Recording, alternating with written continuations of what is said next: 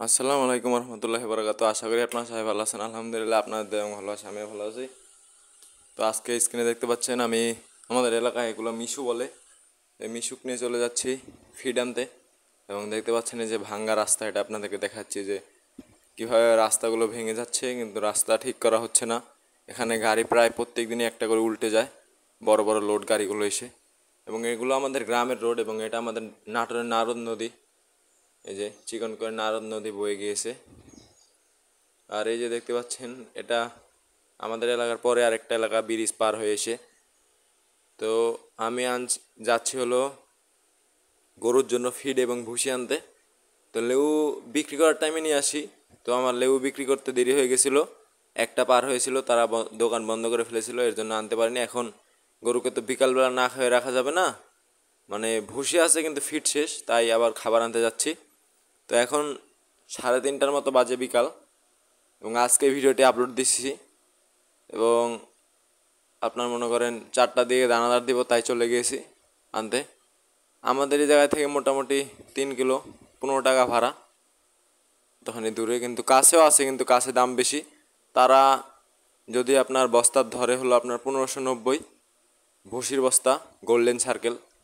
এবং তার অন্যরা ধরবে হলো আপনার মনে করেন 1650 এরকম, আরও উপরে দাম ধরবে, তাই তাদের কাছে নিয়ে নেয়। এবং দেখতে পাচ্ছেন এই যে ট্রাক লোড দিচ্ছে ভুট্টা, এগুলো ফিড মিলে যাবে।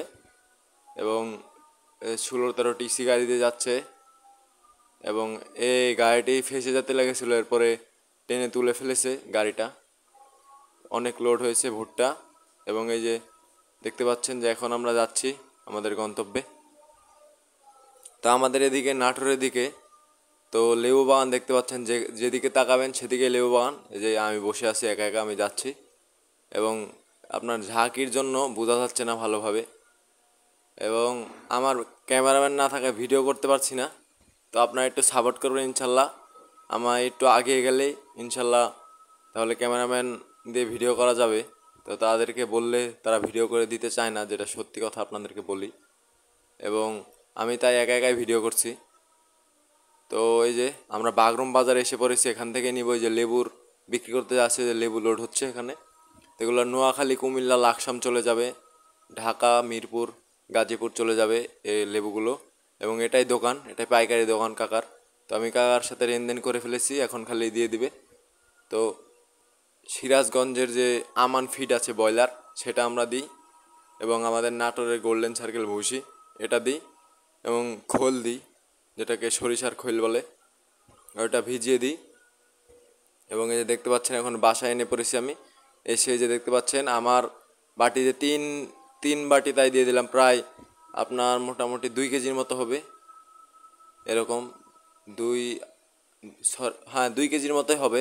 4 কেজি ভুসি দিই এবং 3 কেজির মতো ফিড দিই, 2-3 কেজির মতো ফিড দিই। 6-7 কেজি খাবার যায় আমার একটা গরুতে। তো এখন খাবারটা একটু বাড়িয়ে দিচ্ছি, কারণ শীত পড়ে গেলে গরু বাড়তে যাবে না, এখন এই গ্রোথটা আনতে হবে। তো আলহামদুলিল্লাহ, অবশ্যই আমার গরুগুলোর জন্য আপনারা দোয়া করবেন যাতে ভালো মোটা তাজা হয়। এবং এই যে দেখতে পাচ্ছেন 1 বাটি করে ফিড দিই, 3 বাটি করে ভুসি দিই। তো আমার ক্যামেরাম্যান না থাকায় দেখতে পাচ্ছেন এক হাত দিয়ে আমি খাবারগুলো বেড়ে নিচ্ছি এবং আরেক হাত দিয়ে ভিডিও ধরে আছি। এই যে দেখতে পাচ্ছেন যে আমার এটা করতে গিয়ে পড়ে গেল অনেকগুলো ফিড, এখন এগুলো আমি কুড়াবো। তো এই যে এখন আমি দিয়ে দিচ্ছি গরুকে এনে। তো এই যে দিয়ে দিয়েছি গরুকে, দেখতে পাচ্ছেন গরু খাচ্ছে। তো ডাইরেক্ট এটা দিলে কি, পানিতে দিলে হালকা একটু নাড়াচাড়া করে একটু ঘেঁটে দিতে হয়, না হলে তারা খালি ফিড ভুসিটা খেয়ে পানি খাবে না। এবং এটাতে মোটামুটি 8-10 কেজি পানি দিই আমি দানাদারের মধ্যে। এই যে দেখতে পাচ্ছেন স্ক্রিনে আমার মহিষ। তো আলহামদুলিল্লাহ মহিষের ভালো গ্রোথ এসেছে।